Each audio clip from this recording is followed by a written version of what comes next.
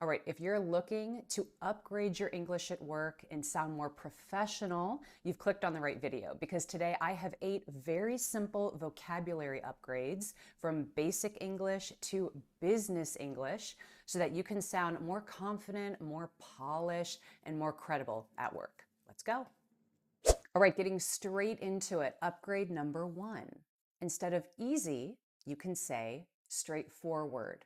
Straightforward. So straightforward is the first word that I'm recommending that you start using at work. If something is straightforward, it's going straight, it's going forward, it's not complicated, it's not taking turns. So it's another way to say simple and easy. Now, of course, I'm not suggesting that you shouldn't say easy at work because of course we do use this word all the time. But if you want to sound a bit more polished, a bit more professional, then straightforward is a great upgrade.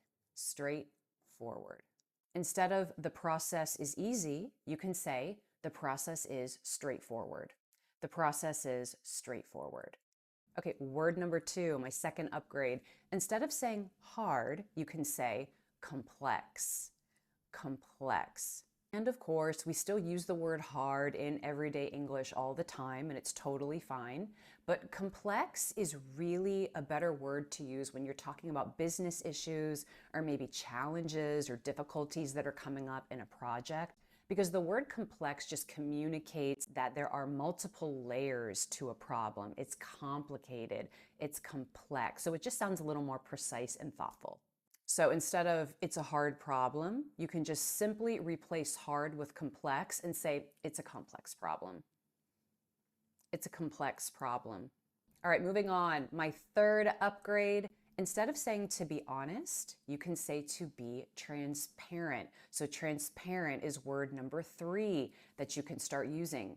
So honest is a word that you've known forever, I'm sure, and of course you can still use it. But in professional settings, the word transparent is a word that you're absolutely going to hear, especially in leadership conversations, especially I'd say when it comes to more sensitive issues, HR situations. So when you hear, for example, somebody in HR telling you, we want to be fully transparent about this, you can probably expect that they're going to be talking about a very delicate subject, maybe a sensitive subject. I think this word also comes up a lot when you're talking to your clients, when you want to be open with your clients in the spirit of honesty and openness and having that kind of a relationship with them. For example, instead of, let's be honest about this, you can say, let's be transparent about this.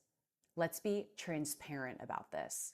Quick timeout, guys. If you're finding this video helpful so far, please give me some feedback by hitting the like button. Moving on, upgrade number 4. Instead of important, you can use the word priority. Priority. At work and in business, people often talk about priorities. So what matters most right now? What really deserves our focus or our attention right now? What are our priorities? So instead of this is important, you can say, this is a priority. This is a priority.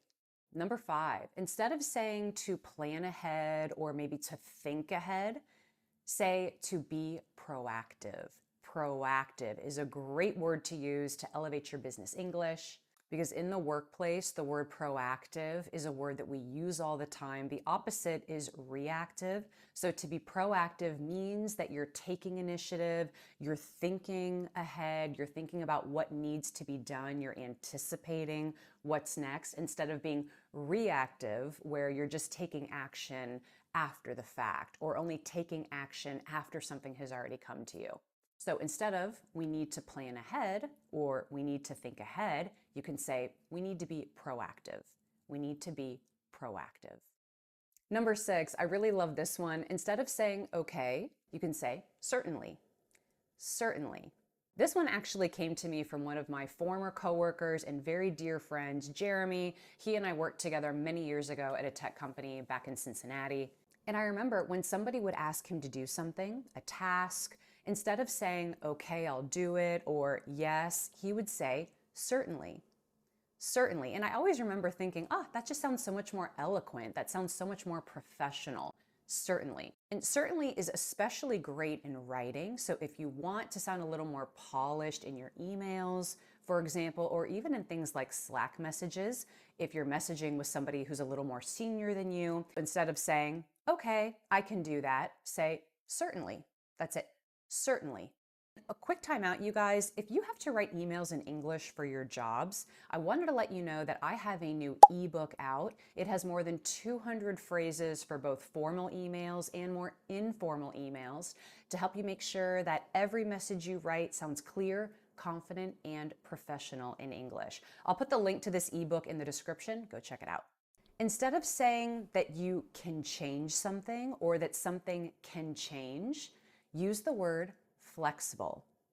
Flexible.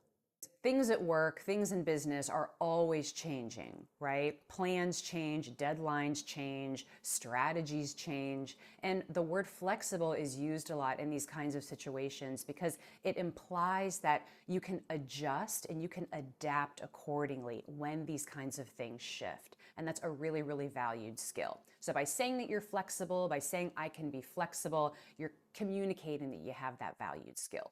So instead of saying something like, oh, we can change it, say, we can be flexible. We can be flexible.